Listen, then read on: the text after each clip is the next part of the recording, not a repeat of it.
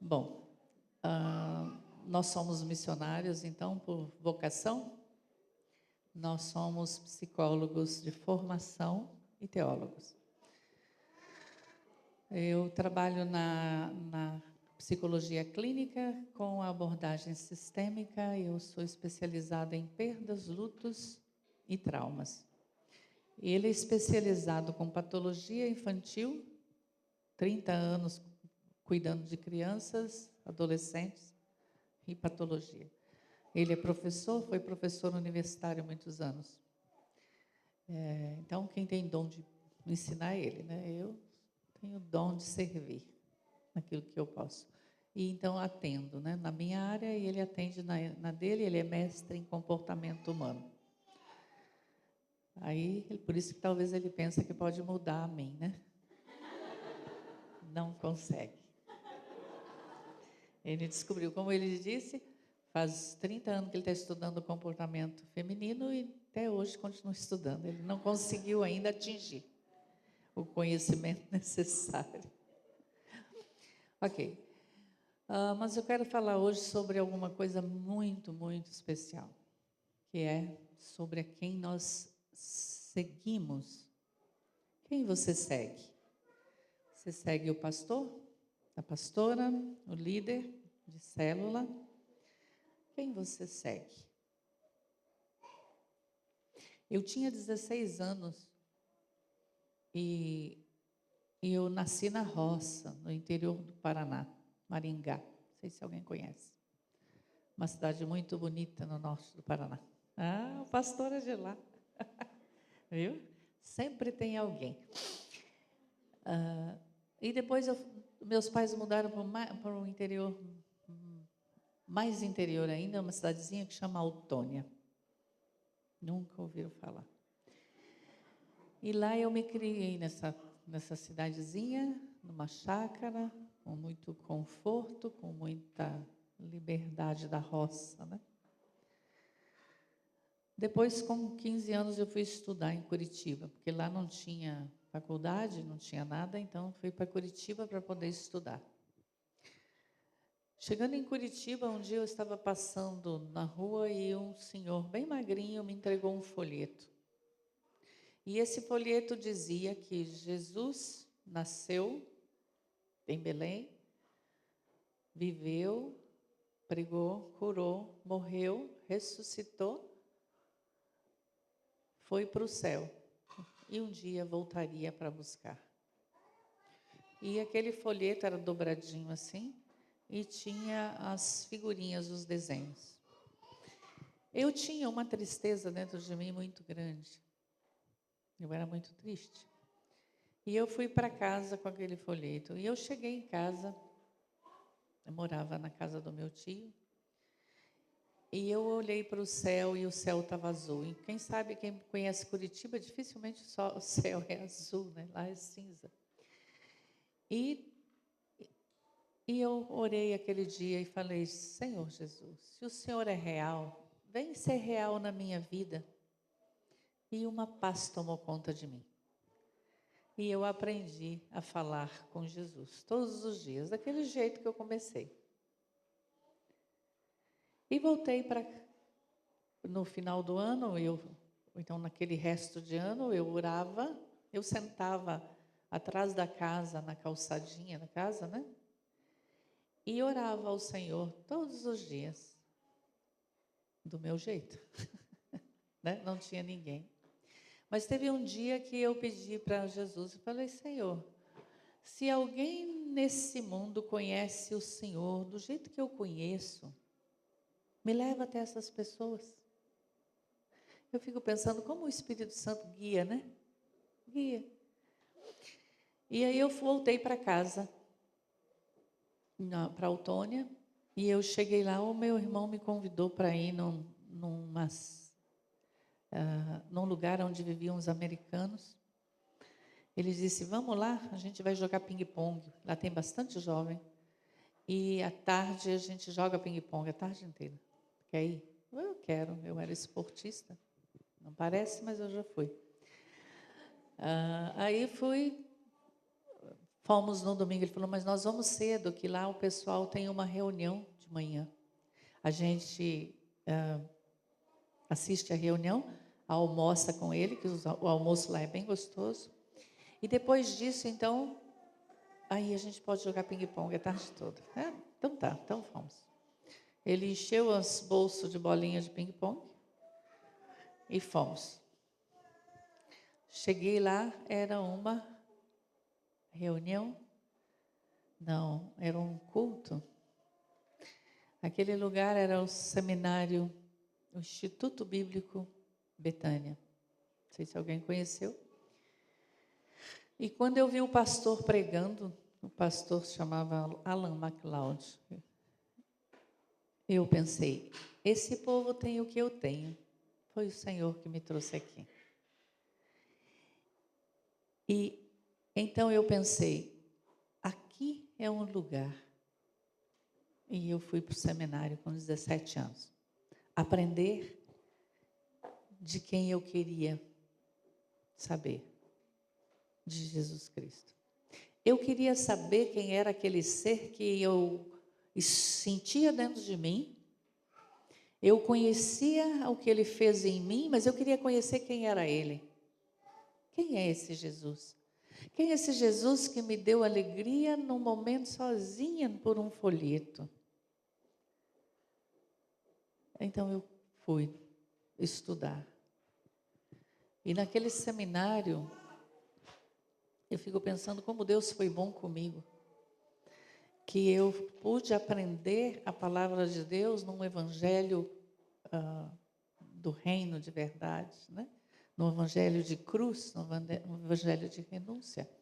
Graças a Deus. Mas eu quero falar desse Jesus, a Bíblia fala, e a eternidade é essa, que te conheçam o Deus verdadeiro e a Jesus, Cristo que enviaste. Quem é o Jesus verdadeiro que você segue? Quem é esse Jesus? A gente quer aprender sobre prosperar, como administrar o dinheiro, como criar filho, como ser boa dona de casa, como ser boa esposa, e é curso que a gente faz. Mas hoje de manhã eu quero convidar vocês para conhecer Jesus. Conhecer Jesus. Ontem passamos a tarde inteira aqui, ou de manhã, aprendendo sobre como o ser humano funciona, as dificuldades, né? É bom? É bom. Mas é melhor ainda a gente conhecer Jesus. Quando Deus pensou em você? Quando foi? Quando Deus pensou no ser um homem?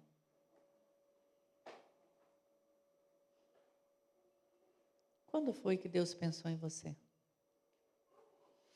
A Bíblia diz que antes da fundação do mundo, né? Fomos predestinados nele antes da fundação do mundo. Então, eu gosto de fazer um teatro aqui, quase que desenhar para a gente entender. Quando Deus pensa assim, eu quero uma família de muitos filhos, mas eu quero bastante filhos, de todas as formas. E Ele pensa, onde eu vou colocar? Quando uma mãe vai ter um filho, ela já começa a preparar o lugar, aonde vai colocar o filho, né? O filho está aqui. Ela tem o filho?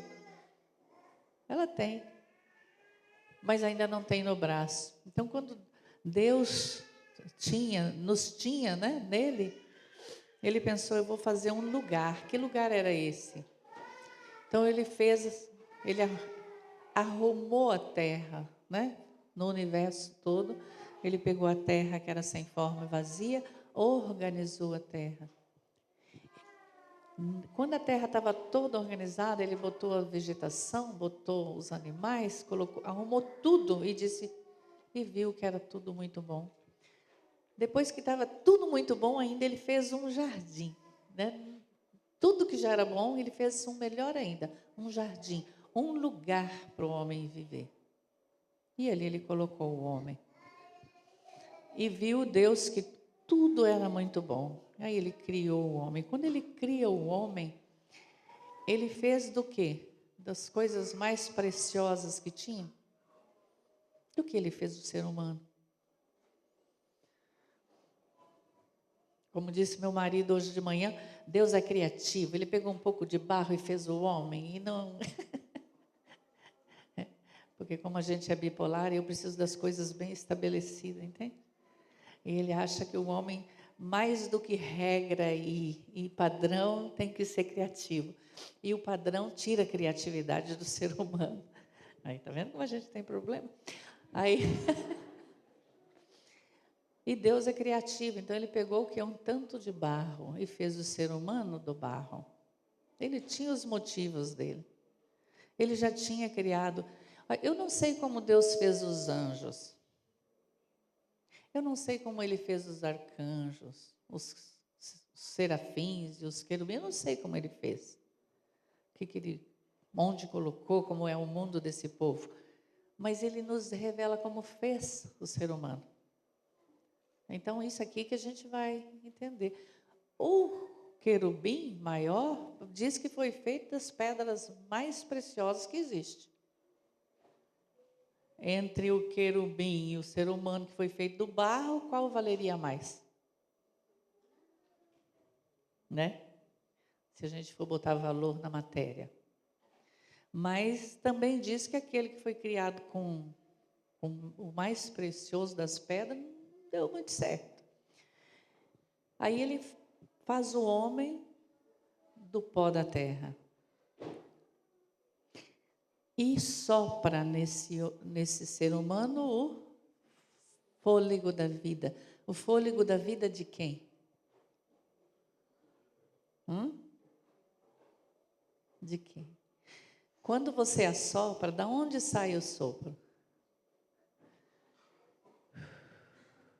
De dentro de você. Então, a vida daquele ser humano saiu da vida de Deus. Quando Deus sopra no ser humano, entra nele o Espírito de Deus, a alma de Deus, né? O fôlego de Deus entra no ser humano e ele se torna, então, alma vivente. Quem que vivia? Deus. Agora tem mais um vivendo pelo sopro de Deus. Então, o ser humano foi feito com a vida de Deus. E a Bíblia fala que quando Deus o fez com um propósito. Qual era o propósito?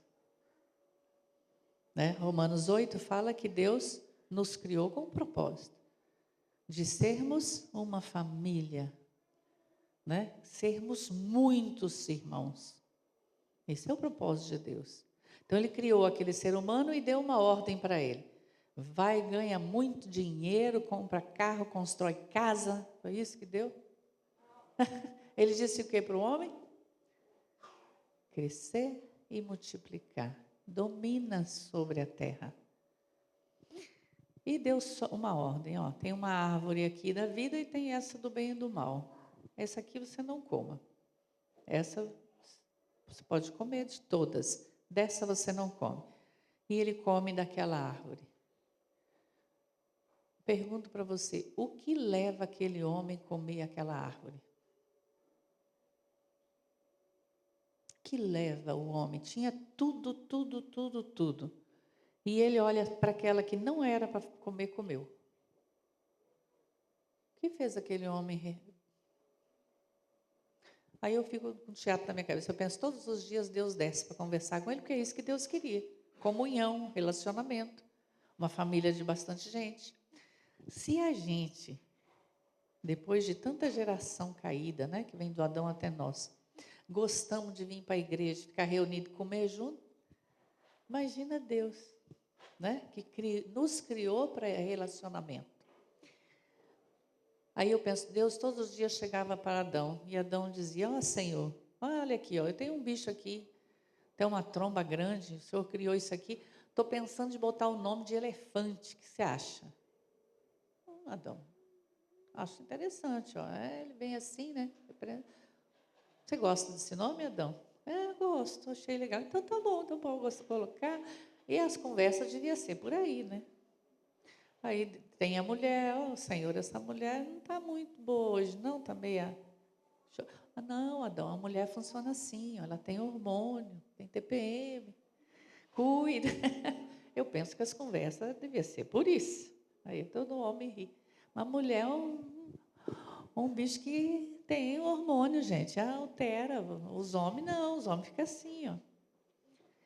E aí ensinava Adão a lidar com a mulher que ele deu, com os bichos, com a árvore. Essa árvore é assim, poda desse jeito. Porque era isso que era o ofício dele, cuidar de tudo. Aí ele peca. A Bíblia fala que a mulher come do fruto porque foi enganada, tá? E eu sempre penso, se Eva, que nunca tinha cometido um pecado, foi enganada no paraíso, e nós, depois de tantas gerações de queda, será que a gente pode ser enganada? Então a gente precisa cuidar, né? Eu vigio muito nisso. Se Eva foi enganada no paraíso, por que eu tenho de melhor? Nada. Então eu tenho que estar diante do Senhor, para não sermos enganados. A Eva, então, a serpente, né? Que a Bíblia fala, que era o próprio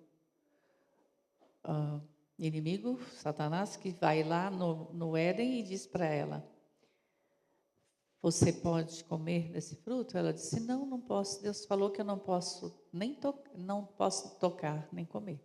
Deus nunca disse não tocar. O Adão tinha que cuidar de todas as árvores. Aí a serpente fala para ela: Deus sabe que no dia que você comer, você vai ficar igual a Ele, conhecendo o bem e o mal. Qual que era o pecado de Lúcifer? Ser igual a Deus. Então, qual foi o pecado do homem no Éden? Foi desobediência,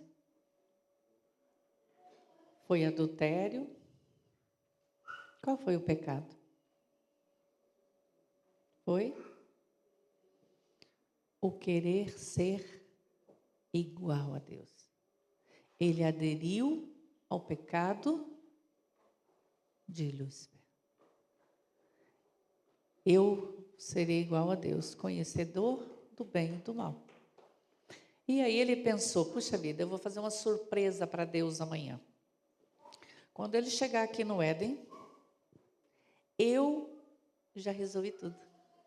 Ele vai chegar e eu vou poder até ensinar ele como é que faz. Ele vai chegar, aí chega e come do fruto. E aqui nasceu algo que ele não entendeu, né? Ele pensou que ele podia ser igual a Deus, mas a Bíblia fala então que ele se escondeu. Deu ruim, né? Assim que fala, deu ruim. Ele se esconde. Por quê? Por medo, né? Nasce a primeira patologia, né, no Éden, o medo. Primeiro emoção que nasce, e dali é a mãe de todas as patologias. Então ele se esconde de Deus e diz para Deus. Eu acho bonitinho como Deus faz, né? Deus chega lá e diz: Adão, cadê você? Parece a criança que tenta esconder atrás da cortina e a gente está vendo ela, não está? Ele disse: eu ouvi a tua voz, eu tive medo e me escondi. E aí ele faz a pergunta: Adão, quem fez? Porque eu estava nu, né? Ele disse: eu estava nu e me escondi. Fala: Adão, quem fez saber você que você estava nu? Adão podia dizer: Senhor, eu comi do fruto, estraguei tudo, me ajuda agora. Mas Adão joga então a culpa no próprio Deus. Ele fala: Senhor, a mulher que o Senhor me deu do fruto e eu comi. Então eu não tenho culpa. Olha, eu estava muito bem sozinha na minha rede, na Venezuela. Verdade. Estava sozinha aqui no Éden, estava tudo funcionando bem, mas o Senhor me deu uma mulher, foi o Senhor que arrumou esse problema, agora não tenho culpa.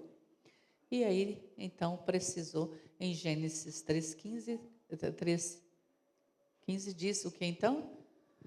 Que Deus deu então uma sentença ali e decidiu. Colocou uma inimizade entre o homem e Satanás, né? E colocou então um preço ali. Ali nasceu a promessa do Redentor. O que nasceria da mulher, então pisaria a cabeça de Satanás e venceria. Quem é essa pessoa? Jesus. Tudo isso para falar de Jesus. O homem estragou todo um propósito de Deus, se tornou inútil para o propósito de Deus, e Deus pensa o quê? Agora eu vou ter que consertar. E nasce Jesus. Onde nasceu Jesus? Onde nasceu Jesus? Belém? Belém. Em João capítulo 1, versículo 1, se você quiser ir acompanhando, agora nós vamos ver vários versículos.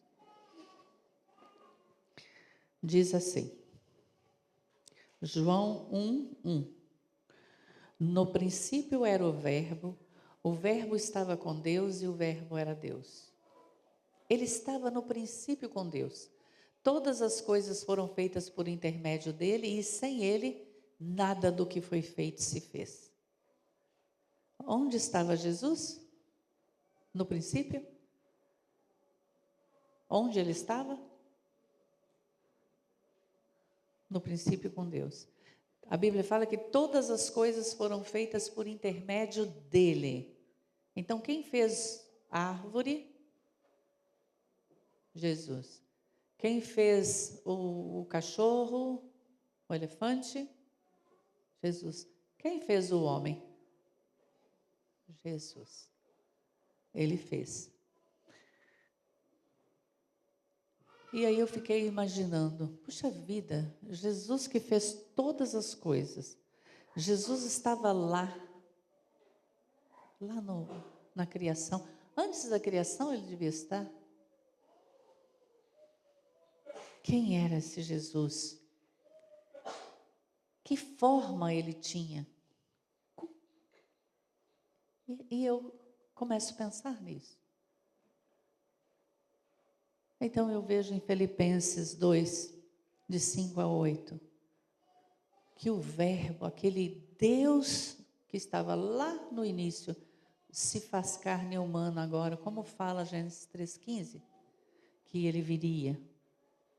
A Bíblia fala em Filipenses 2, 5-8, de sorte que haja em vós o mesmo sentimento que houve em Cristo Jesus, que tendo a forma de Deus, não considerou ser igual a Deus, coisa que se devia aferrar, mas antes se humilhou assumindo forma de servo, e tornando-se em semelhança de homem,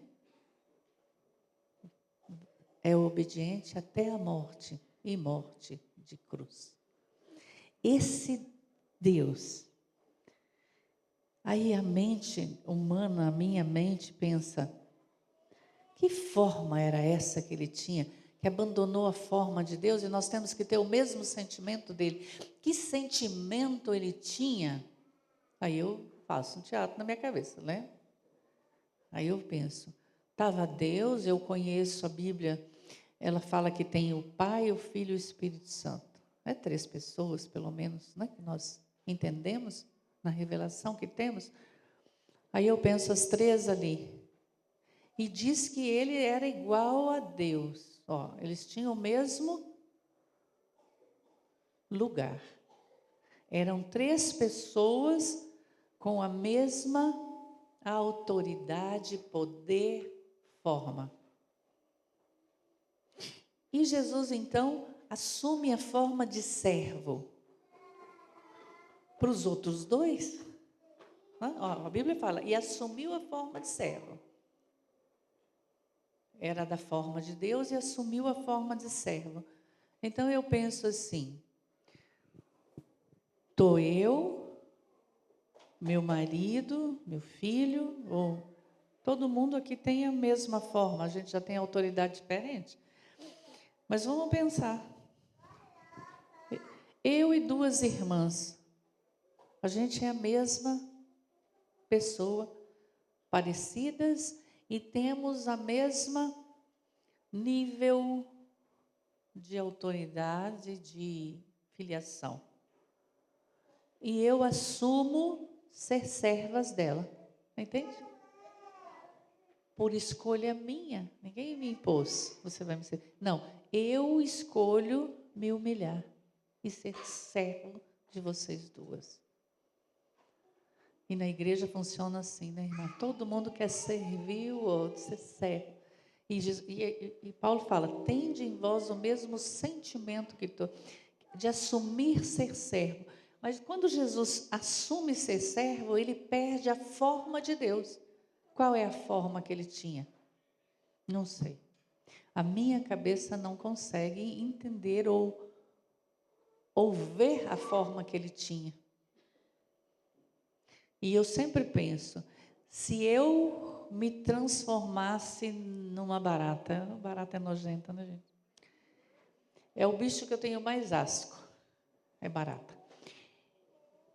Então, se eu me transformo numa barata, é uma criatura se transformando em outra criatura.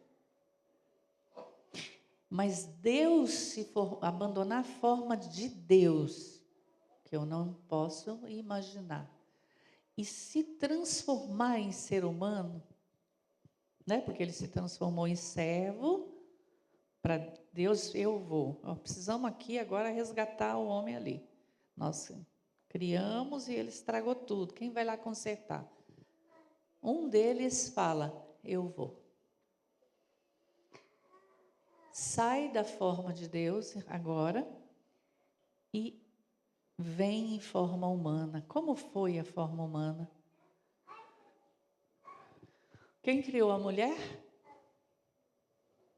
Jesus, né? Na forma de Deus, criou a mulher, lá no Éden. Agora Deus sai da forma de Deus e entra num óvulo. Que tamanho tem um óvulo feminino? Tamanho de uma cabecinha de alfinete, talvez? O rei do universo entra naquele lugarzinho. E ali ele assume a forma humana. Quando ele assume essa forma humana, eu fico pensando, já que ele vai assumir uma forma humana, ele podia pegar o quê? Um corpo 1,90 m, vamos ver o padrão aí da beleza. 1,90 m, bíceps, tríceps, né? Tudo definido, barriga, tranquinho, genética perfeita, negócio estrondoso, olho verde, que é o mais raro do mundo, nascer num palácio assim, venezuelano. Ai, que bonito.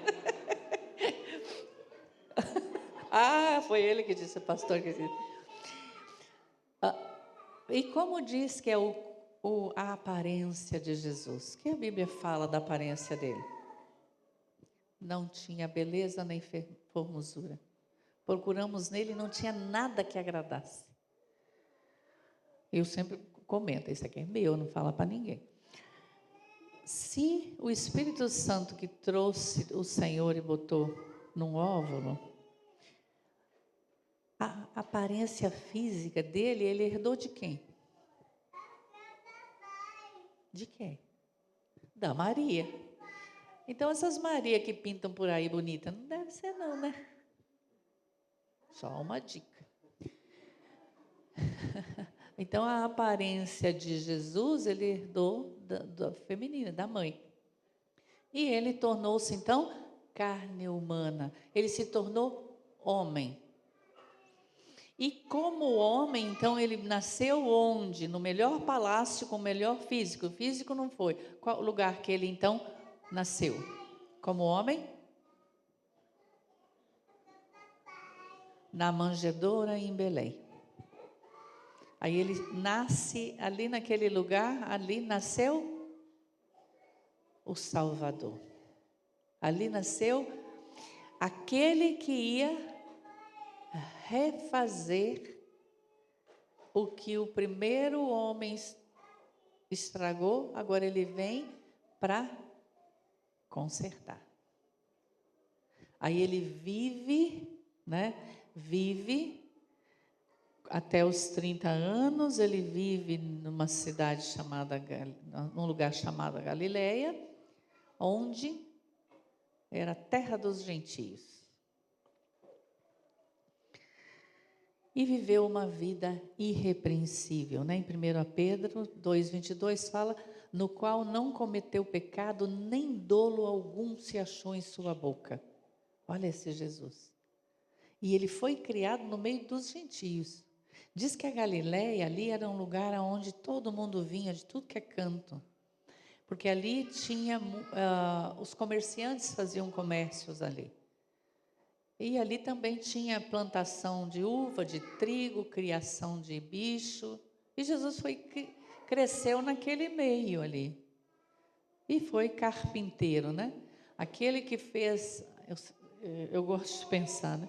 Aquele que inventou a árvore né? E criou a árvore e agora corta a árvore para fazer cadeira para homem sentar.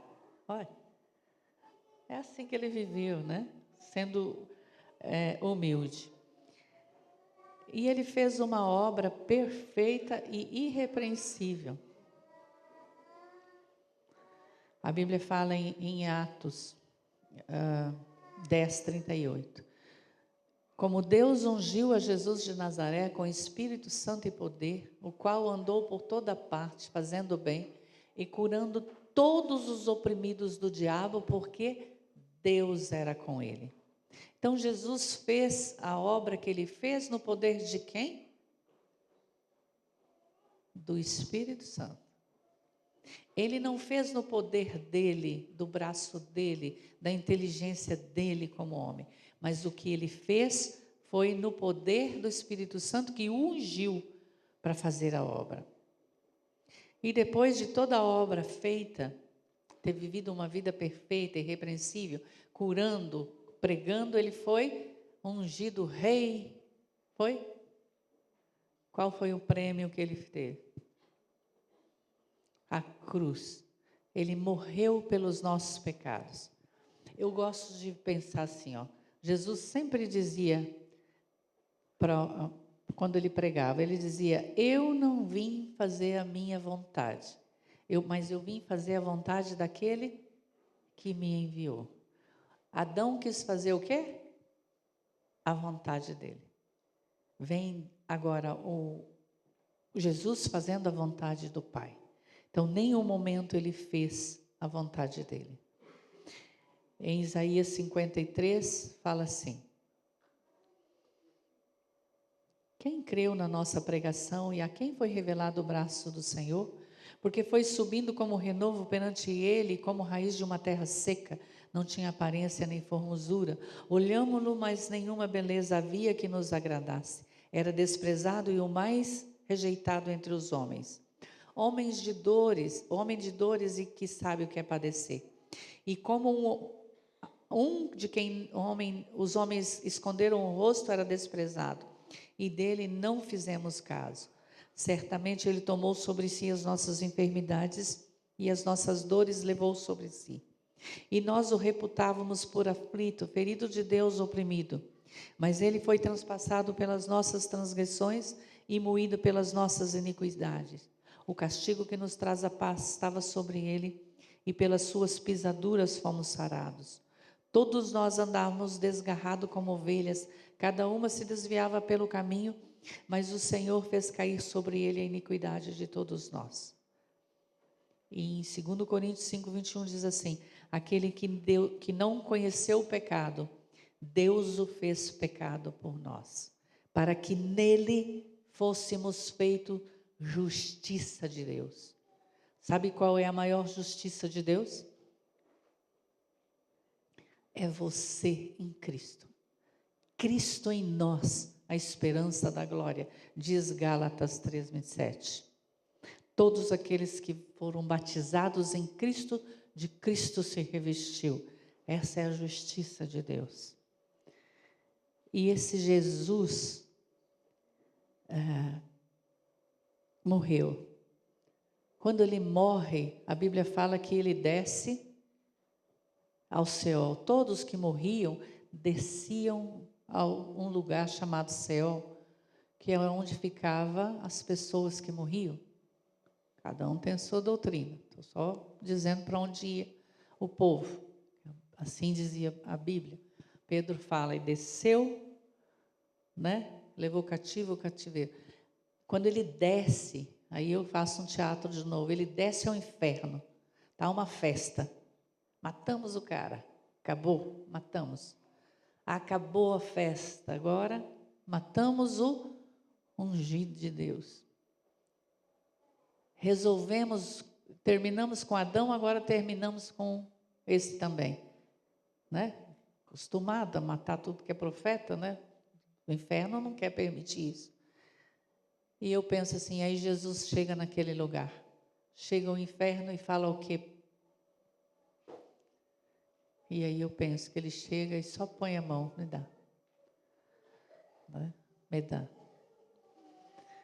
Me dá o que você pegou dos meus irmãos. A autoridade, o domínio. Quando o homem obedece a Satanás, ele entrega para Satanás o poder da própria vida. Ele tira a dependência de Deus e agora põe a dependência do pecado. Quando ele fez isso no Éden, ele se tornou escravo do pecado. Então Deus agora, em forma humana, morre e chega para o inferno e diz o quê? Me dá autoridade. O pecado não tem mais domínio sobre ninguém. Está pago. Quando Jesus sobe na cruz, está pago. Qual o pecado que foi pago na cruz? Qual o pecado? Todos. Todos os que foram cometidos até agora, 11:34? Não. Todos os pecados que foram cometidos desde Adão até o último homem, que a Bíblia fala que até que o último homem entre. Até o último homem entrar, está tudo pago. Essa é a boa nova do Evangelho. Está pago. Eu sempre penso assim, quando o pessoal vai na academia fazer ginástica, eles postam uns videozinhos. Está pago. Amanhã está tudo ali de novo, para pagar de novo. Entende? Eu penso Jesus na cruz. Está pago.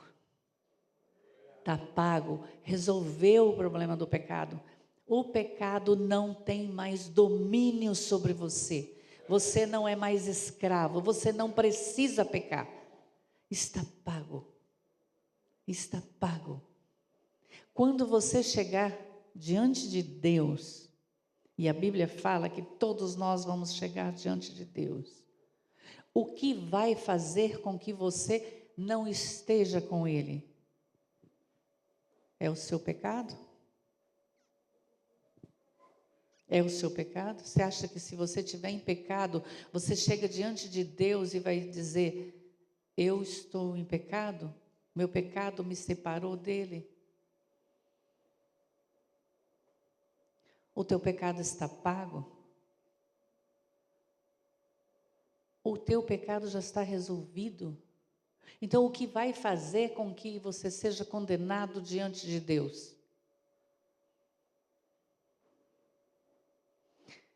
É ter rejeitado o Filho morto na cruz. Isso sim, a esse valor é caro demais. Porque quando se nós chegarmos em pecado diante de Deus, significa eu preferi o meu pecado e não teu filho, e não a graça. Aí nós vamos cumprir uma condenação por rejeitarmos o Filho de Deus. Aí esse preço é caro demais, gente. Esse preço de rejeitar a cruz de Cristo, de rejeitar a remissão dos nossos pecados, rejeitarmos e seguirmos nos nossos delitos e pecados, é uma escolha. A Bíblia fala que o pecado não tem mais domínio sobre você. Você não é mais escravo do pecado. Então, esse lugar nós temos que entender. O Senhor me libertou. Libertou do quê? Do poder do pecado. Significa que eu não preciso mais pecar. Eu não sou escravo desse lugar. E Jesus lá no inferno pede a Satanás, então, me dá a chave da morte, do inferno e da vida. E sai de lá. E Jesus então sai como de lá? Ele morreu, estava morto.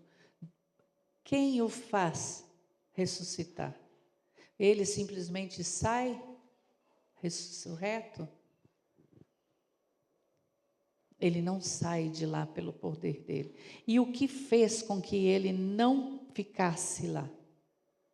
O que fez Jesus não ficar lá? Todo ser humano ficava lá. Por que Jesus não ficou na morte?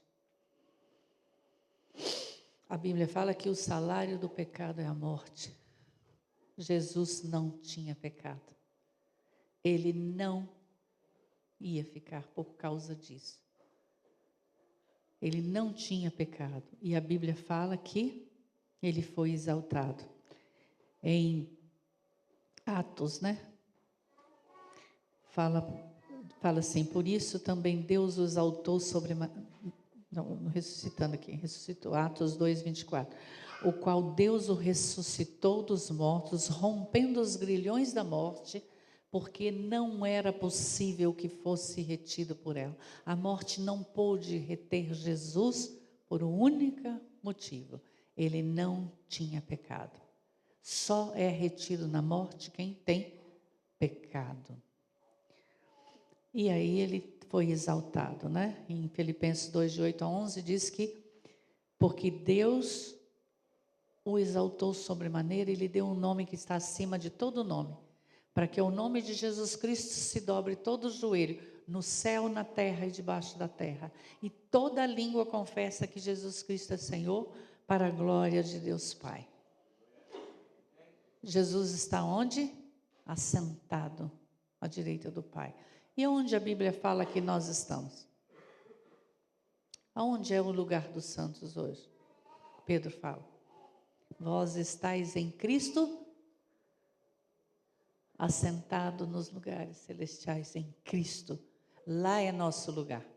Então, nosso lugar não é no Brasil, nem na Venezuela, nem no Japão. Nosso lugar é com Cristo nas regiões celestes. Lá nós estamos. Lá é o nosso lugar. Aqui estamos de passagem. Por quanto tempo? Tem um povo aí que está durando 110 anos. Eu disse que eu preparei a minha vida para viver 80. Agora estão dizendo que a gente vai viver até 100. Eu penso, eu vou ter que planejar os outros 20, que eu não planejei. Então, nosso lugar está em Cristo. Porque todos quantos morreram em Cristo ressuscitaram com Ele e estão nos lugares celestiais. Isso é a nossa vida espiritual. Temos que viver isso. Se nós estamos nesse lugar, então o pecado não tem domínio sobre nós. Então nós precisamos estar em Cristo, né?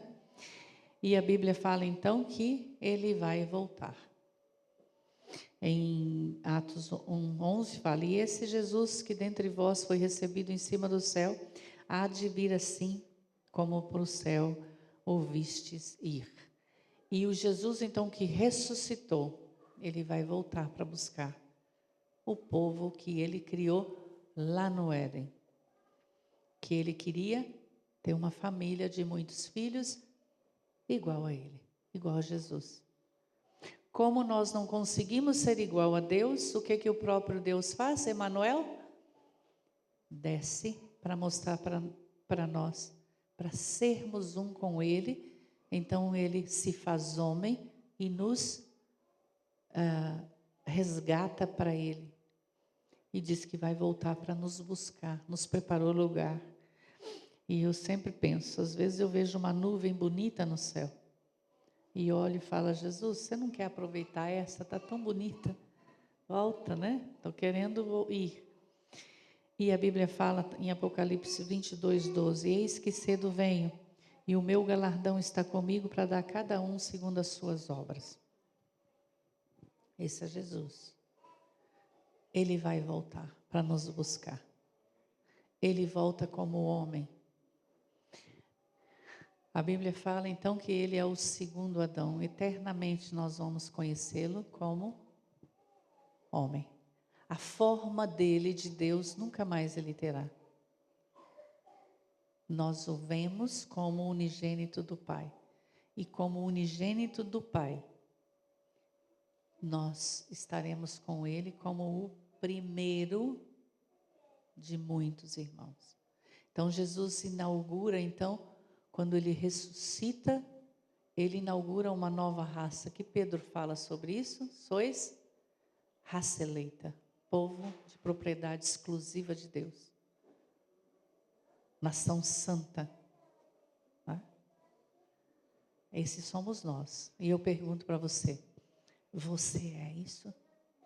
Você está nesse lugar? Você conhece realmente esse Jesus que fez tanto por você? Para que você fosse o quê? Um grande milionário? Para que você fosse um grande empreendedor? Um grande pastor? Um grande psicólogo? Foi para isso que ele te fez? Para que Deus criou você? Por que ele te criou? Para relacionamento com ele. Ele te criou para filho. Ele te criou para ser um com ele. Para conversar com ele. Para estar com ele. E quando nós não ocupamos esse lugar, a gente vai buscar coisas para fazer. Então, quando a gente não ocupa o lugar de estar com Deus, a gente vai querer ser alguma outra coisa. A prioridade é estar com Ele, é relacionamento. E eu convido você para esse lugar de relacionamento com Deus, relacionamento com Jesus. E ser e não ter. Ser filho, ser amado, ser irmão. E nós aprendemos isso hoje na igreja. Lá no início, Deus fez o Éden para que Adão nascesse e multiplicasse e fosse família. Depois da ressurreição de Cristo, Ele fez um Éden para nós vivermos. Chama igreja, corpo de Cristo. Então, aqui nós nos relacionamos, nós crescemos em apoio, acolhimento e conhecimento de Deus. Então, esse lugar, por isso que ele fala, onde tiver 2 ou 3, ali eu estarei no meio. Então, quando nós estamos aqui, quem está no nosso meio? Ele, Jesus. A pessoa mais importante da minha vida. Isso faz 47 anos. Agora você sabe a minha idade. Que eu sigo a esse Jesus. Nenhum dia de todos esses eu estive sem ele e ele sem mim. E eu convido você a andar com Jesus. Tem alguém aqui que não conhecia esse Jesus? Pode levantar a mão. Todos conheciam esse Jesus? Não conhecia esse Jesus? Você quer conhecer esse Jesus e tê-lo como Senhor da sua vida? Pode vir aqui à frente, por favor.